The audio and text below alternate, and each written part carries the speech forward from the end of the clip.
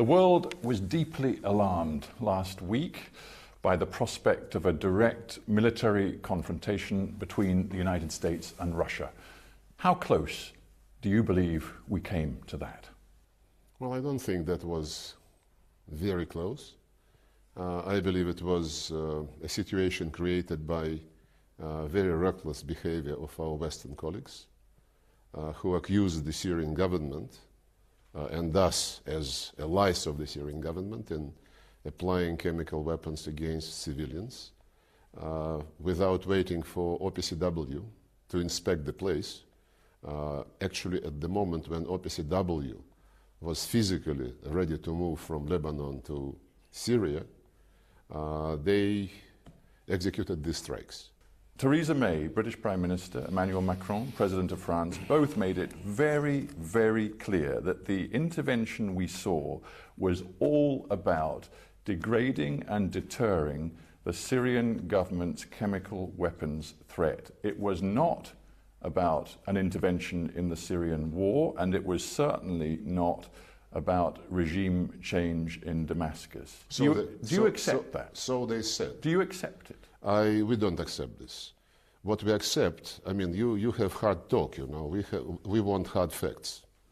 And highly likely is really ridiculous.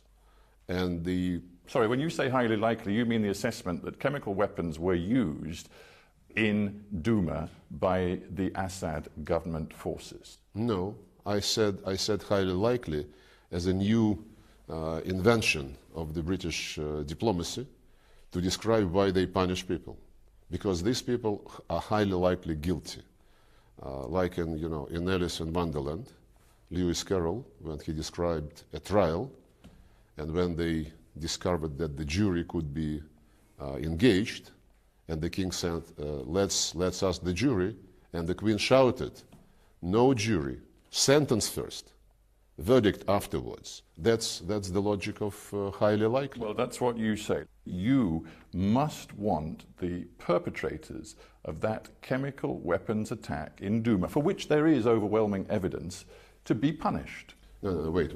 You are jumping the facts again. Well, I don't think I am. There is no proof that on the 7th of April, chemical weapons were used in Douma. But there is proof. Can you? Emmanuel Macron and the French have made it quite plain. They have intercepts which show helicopter movements, Syrian government helicopter movements over Douma. They have pictures of gas canisters found at the site of the attack.